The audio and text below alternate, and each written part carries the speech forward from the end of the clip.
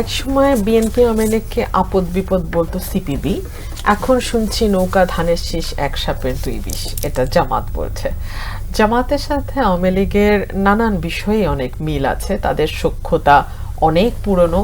সেই এরশাদের সময়ে দুই দলই নির্বাচন করলো, এরশাদকে বৈধতা দিল। 86 নির্বাচনের কথা আমি বলছি, বিরোধী দলে গেল আওয়ামী লীগ।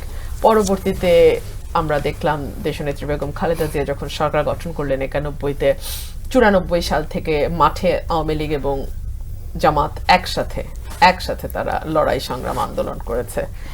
সো জামাতের আমির দেখলাম কিছুদিন আগে আমাদের অভ্যুত্থানের পরপরই তিনি বলছিলেন যে তিনি আসলে কোনো রাগ ক্ষোভ বা দুঃখ কারো ব্যাপারে পুষে রাখতে চান না, তিনি আওয়ামী লীগের ব্যাপারেও একরকম ছাড় দিয়ে তখন কথা বলেছেন। সো আমি এই বিষয়গুলোতে আসলে মানে আমি যেটা বলতে চাই যে জামাত আর আওয়ামী লীগের মোটামুটি আপনি যদি ক্যারেক্টার ওয়াইজও চিন্তা করেন মোটামুটি আপনি একই রকম পাবেন। কিন্তু এই সরকারটি বিএনপির দিকে ঝুঁকে আছে, বা এই সরকারটি বিএনপির সংশোধনগুলো বা বিএনপি যে সংস্কারগুলো চাইছে সেগুলোকে অগ্রাধিকার দিচ্ছে, বিষয়টি আমরা এভাবে না দেখি। বাংলাদেশের সংস্কার কথাটি প্রথম এসছে বিএনপির হাত ধরে।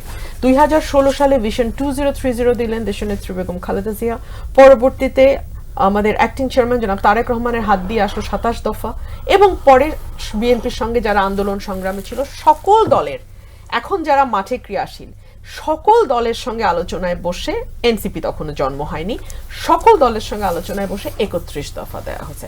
তাহলে আপনি আমাকে বলেন এই 31 দফা কিন্তু বিএনপির একার 31 দফা না। এই 31 দফার মধ্যে তৎকালীন যত রাজনৈতিক দল ছিল বিএনপির সঙ্গে, যারা আওয়ামী লীগের বিরোধী পক্ষ হিসেবে মাঠে রাজনীতিতে সক্রিয় ছিল, তাদের সকলের ঐক্যমতের ভিত্তিতে 31 দফা হয়েছে। সুতরাং 31 দফা কোনো একক দলের বা বিএনপির একার সম্পত্তি বিষয়টি কিন্তু এমন না। 27 দফা বিএনপির একার ছিল, ভিশন 2030 একার ছিল, কিন্তু 31 দফা কিন্তু সকলের। সো এই 31 দফার মধ্যে যা যা সংস্কারের কথা বলা আছে, পরবর্তীতে পট পরিবর্তনের পরে নতুন নতুন যে সংস্কারের কথা এসছে সেগুলো কিন্তু মোরলেস আপনি দেখবেন এই 31 দফার মধ্যে আগেই বলা হয়েছে, ওভারল্যাপ করে।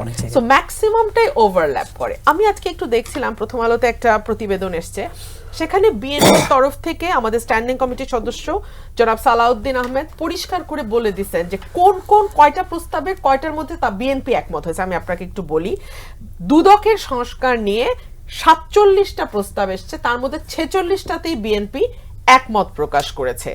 এরপরে আপনার প্রশাসনিক সংস্কার নিয়ে 208টা প্রস্তাব এসছে, 127টাতে বিএনপি একমত পোষণ করেছে।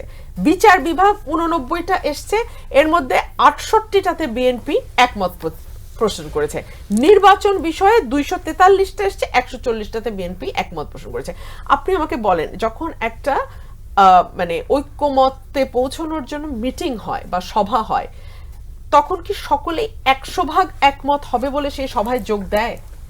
আমরা সেখানে যাই সকল রাজনৈতিক দল, আমরা বলতে আমি যেখানে এনসিপি, জামাত, এবি পার্টি, গণ অধিকার পরিষদ, গণসংহতি, সবার কথা আমি বলছি, নাগরিক ঐক্য, সবার কথাই বলছি। আমরা যাই এগ্রি টু ডিসএগ্রি, এবং এগ্রি টু ডিসএগ্রির মধ্যে মিনিমাম কতটুকু, বেয়ার মিনিমাম কতটুকুতে আমরা একমতে আসতে পারি। আমি কিন্তু সেই জায়গা থেকে আশাবাদী, কারণ আমরা দেখতে পাচ্ছি যে মানে বিএনপি যেহেতু সবচেয়ে বড় রাজনৈতিক দল, বিএনপির স্টেকও কিন্তু অনেক হাই।